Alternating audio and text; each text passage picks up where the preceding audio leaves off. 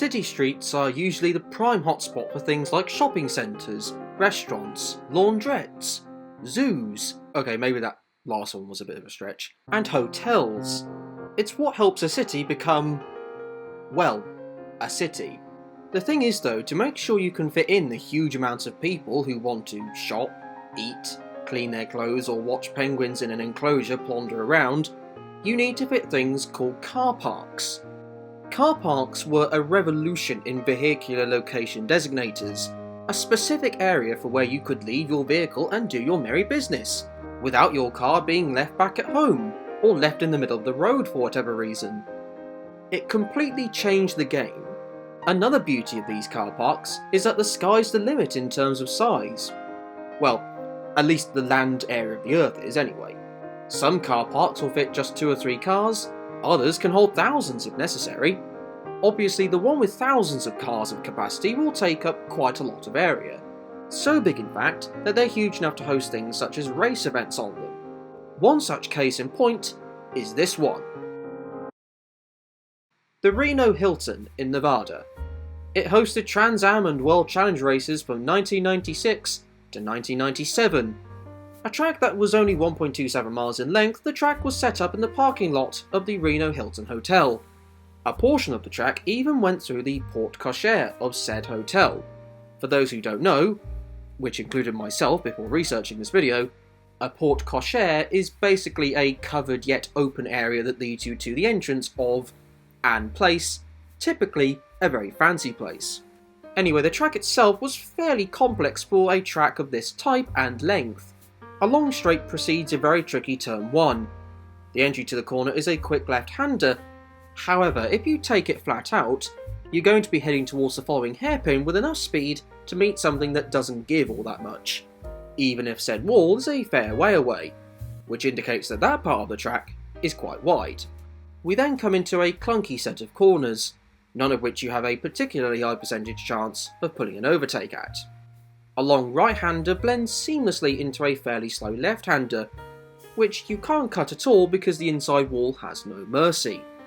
For then we come to my personal favourite corner on the track, a slightly uphill double apex right-hander. It's not that fast, but who cares when there probably aren't that many street circuits that have uphill double apex corners. A 90-degree left-hander, yep, a good friend of these tracks, precedes the porte cochere before a not particularly long straight follows that. A hairpin is the driver's next challenge, a slightly strange one in that it sort of has 2 apexes, but only the latter one is necessary in getting a good lap time. The corner opens up on entry, but then creates a pinch point on the exit, so maybe this is one of the better places to overtake on this track. Although I wouldn't go as far as saying it was an ideal overtaking place. Maybe you'd have to do a bit of grafting to get it done cleanly. The next 3 corners are fairly self-explanatory. A 90-degree left-hander, then 2 more 90-degree left-handers, although with the nature of that section it's taken a bit more like a double apex left-hander. It's a bit soul-destroying having to say the phrase 90-degree left-hander repeatedly. The final corner is a fantastic, seemingly never-ending left-hander. Oh, geez, I've said that term again. The final corner is a fantastic, seemingly never-ending, bend that arcs in an easterly direction from the position you're driving towards it at. Once you've done that corner, hey presto, a lap is complete of the Reno Hilton Street Circuit. So why did this track last no longer than 1997? Well, very simply, it didn't make the Reno Hilton Hotel a profit, and it was decided that the event couldn't continue into 1998. For me, it's not too much of a surprise. Trans Am was a very cool series in its own right, and definitely a series I would recommend to anyone who hasn't watched it yet. It didn't really seem to fit in with the big event nature that the event organisers would have perhaps wanted. It may have also been in a market which wasn't all that thirsty for Trans Am. Either way, those are just my guesses as to why this event didn't return a profit. However, it's just another example of why car parks in lovely locations being turned into racetracks usually doesn't go well. I wonder if there are other tracks in this series that would fit into that category. Well, doubtlessly you'll say in the comments. But with that being said, that's going to be it for this video. Thank you very much for watching, What are your thoughts on the Reno Hilton street course?